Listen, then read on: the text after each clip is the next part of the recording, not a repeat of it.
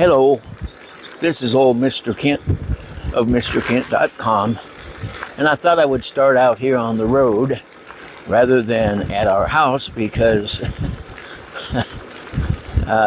we've got a little ways to go, and I've got quite a bit to say about getting my E-Trike back up and running, which is what I'm riding right now. And so I'll kind of review, and then you'll understand. If you didn't watch the last video, we have here in Arizona, we have very intensive heat from the sun, and so my display was sitting in the sunshine, and it had to be over 200 degrees, and I turned it on and it burned it out. And that's so it burned it out, and I called, oh, by the way, I called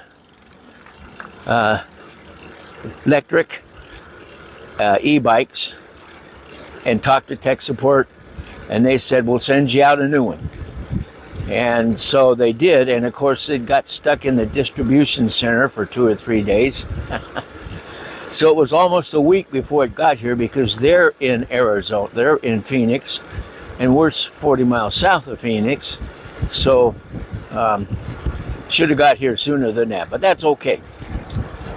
It's working now. And so, well, one of the things that I also did was they gave me this. I didn't have to pay for it. They just sent it to me free. So I thought, well, you know, my e-bike, which is a rad bike, I thought if I needed to get a new one of these for my e-bike, how much would it cost? So I got on Electro Bike World, which is where you get the least, you get the free shipping and all that, and the least price, and it was $99. I went to the Rad Power Bike site, and they were selling it for $99, and so I guess I'll put those down. And so I got a pretty good deal working with I really like electric e-bikes because they're generous. We got some construction coming up down here. I hope I can get through okay. Anyway, so that's the story on that. And then one other thing I have to clear up is it doesn't hurt your electronics to sit out in the sun. This was sitting in the sun, and it didn't burn out. It didn't burn out until I tried to run current through it. Now, I'm going to put a little display up here in a minute, but this is where the brain, it's a little tiny chip about the size of your thumbnail, is in here, and that's the brain for the E-Trike or the e-bike, whatever this is hooked to. And so it's okay. It just if your electronics sits in the sun, that's not going to hurt anything. Okay, well, here in Arizona anyway. But as soon as you try to run electrical current through it, that's when it gets really, really hot. I'll give you some examples. Oh, they've been squirting the street here. Anyway, I'll give you some examples of what I'm talking about. That chip in there is made out of silicon. Silicon is not copper wire. It has a little bit of resistance. And the minute small little conductors inside of that chip are so small that they can handle the current that it's designed for with no problem. But if it's already, because when current flows through something, even copper, it heats it up. You're moving billions of electrons through the item, and so it heats it up, and that's okay in, in more situations, only if it's already super hot. then the silicon just can't handle it and it melts. So that's why you can leave it sitting in the sun. It's not going to hurt it to sit in the sun. It's when you turn it on when it's super hot like that, that's when then it's going to burn out. So anyway, so I got everything back to running, and so I took the old one apart, and I'll put some pictures up. I took some pictures of it. I took the old one apart and pulled the back off of it, and I'll put this picture up here, and you can take a look at it. You'll notice that there's a little black spot in there. That's the chip. That's the brain for the E-Trike. That's what remembers everything. That's what makes all the decisions. That does everything. So that's the brain. And so hope I don't get lost here. It's easy to do. Anyway, so there's two groups of wires coming down to that. And let's see, does this go all the way through? Well, we'll check. There's two groups of wires going through that.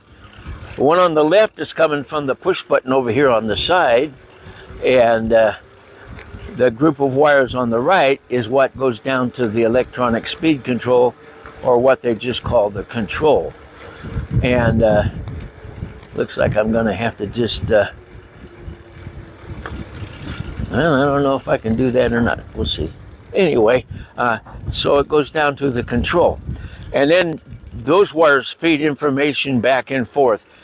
Information down to the control, and then how fast you're going and things like that. That gets fed back to the brain up here in the display. And so that's what that group of wires is for. And so it's all kept right there. Now, the reason I say that is because I had almost 100 miles on this bike, on this trike, when everything went wrong. But when I put the new display in, it said it was brand new, no miles at all. And so that just tells you that's where all the memory is kept and everything like that. So anyway, that's all done. I got it all fixed and everything's working. And Lectric e-bikes was good to me. Gave it to me free. So anyway, let me see. I was going to tell you a story. I guess I have time to tell you a quick story. When I was in high school, I went to Mount Rainier High School, and I was in the first graduating class. It was a brand new school, and so during the year you learn all these neat things. This was back in 1959 and 60. I graduated in 1960, and so this was back in that era. Well, it was really fancy to have an IBM clock system in the school. That way all the teachers' clocks in all the rooms would be exactly the same, because it was on a system. So one thing that we found out, I won't say I found it out, one thing we discovered was that if you took if you slid a chair over to where the clock was and pulled the clock and took it off its hook and turned it upside down, then the second hand would stop moving and the minute hand would start moving like the second hand, and it would go all the way around one time, and that would set the clock ahead 1 hour.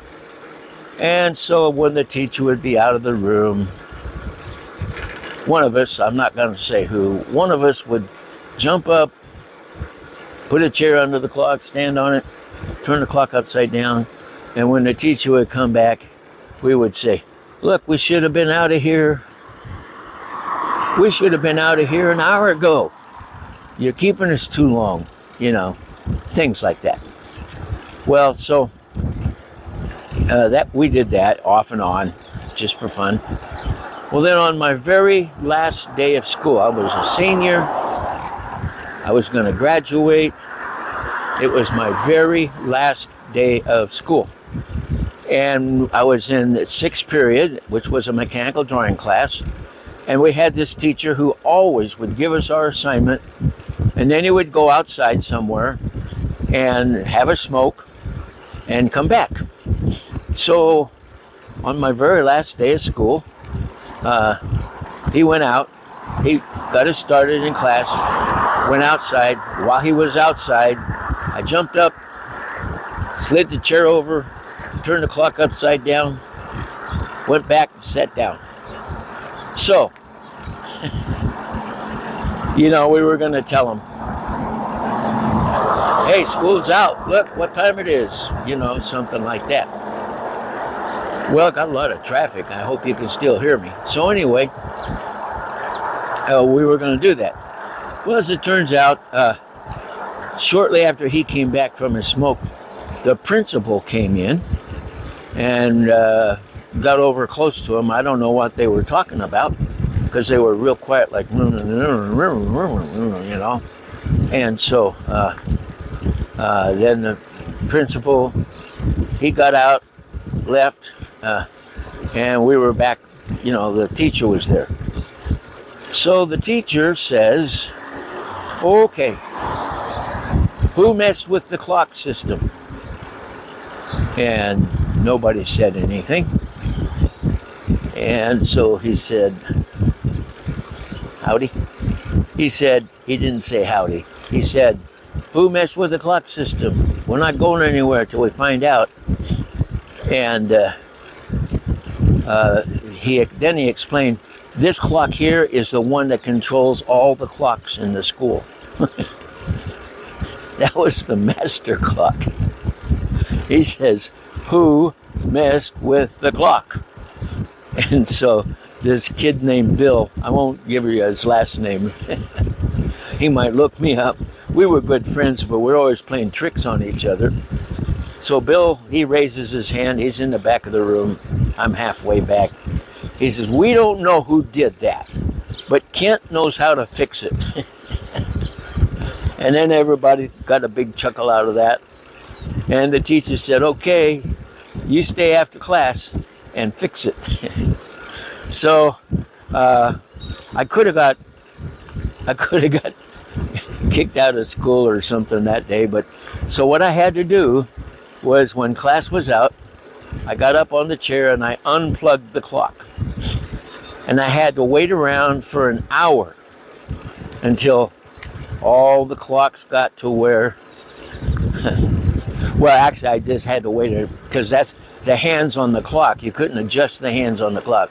The hands on the clock were, an hour ahead. So I had to wait around for an hour. And then finally, when it got time, back then, we didn't have internet, we didn't have Wi-Fi. If you wanted to check the time, you tuned on a shortwave radio and tuned in WWV in Fort Collins, Colorado, and you could pick it up. It was, I think it was 250 megacycle or kilocycles.